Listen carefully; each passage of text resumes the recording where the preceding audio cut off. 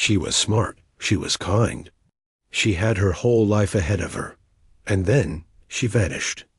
This is the story of Agnieszka K, a 24-year-old psychology graduate from Poland who disappeared in 2008 after visiting her former high school teacher.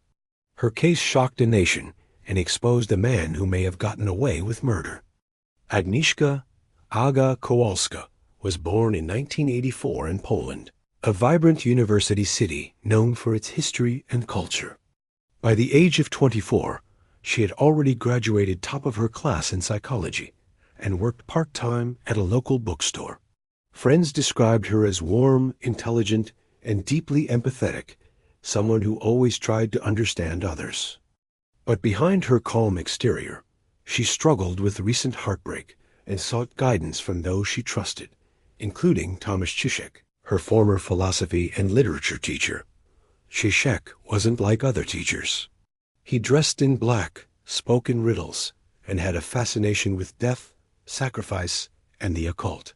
Some students found him charismatic. Others described him as creepy. In 2005, a former student accused him of inappropriate behavior during private tutoring sessions.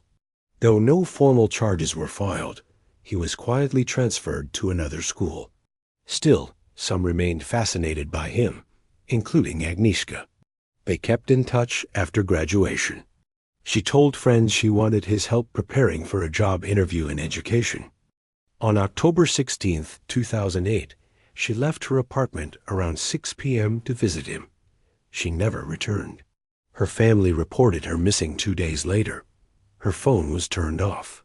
Her apartment was untouched, keys, wallet, ID, all there. CCTV footage showed her entering a tram heading towards Wrocław, a quiet suburb where Zizek lived.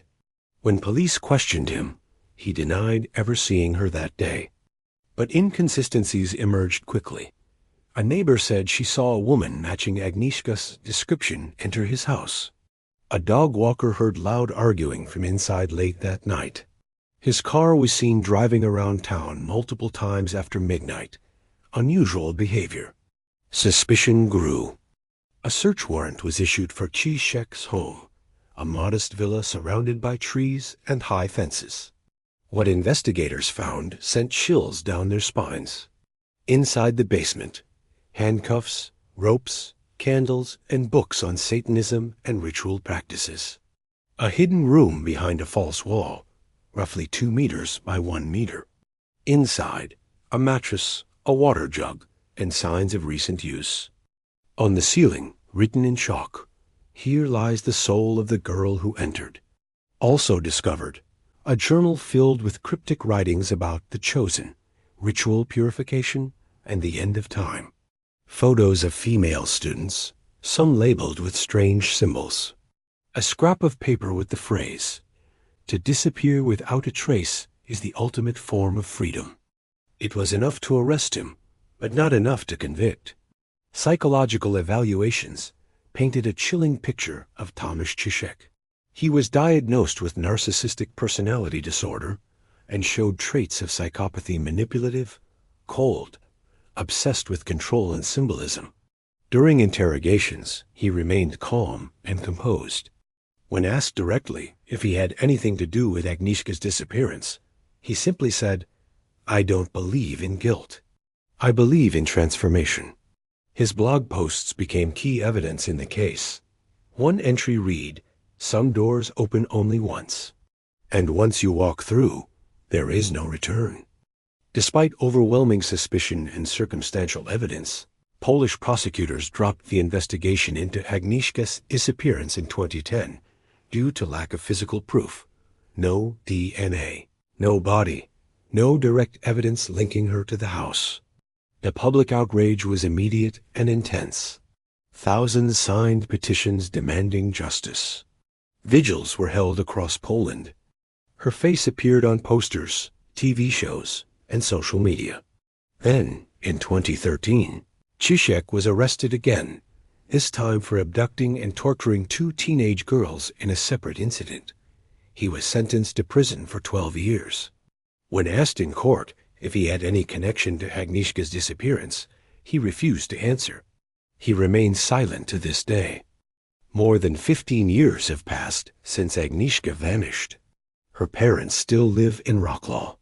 They visit her memorial site every year, a small wooden cross near the riverbank, placed by volunteers.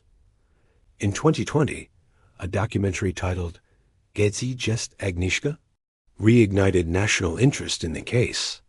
Journalists and amateur sleuths scoured old records, interviewed witnesses, and re-examined Krzysiek's digital footprint. Some believe her body is buried under the floorboards of the demolished house. Others think it was burned or disposed of elsewhere. There are even rumors that she may have been part of a larger network of missing women, though no evidence has surfaced to support this. What remains clear is that Agnieszka's life was taken, and justice was never served.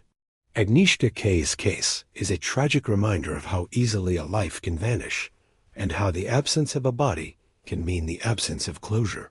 It's also a chilling look into how some people hide in plain sight, manipulating systems, evading justice, and leaving families with only questions. If you ever walk through Wrocław, look for the small white cross near the riverbank, placed by strangers moved by her story. It reads, "We remember you, Agnieszka.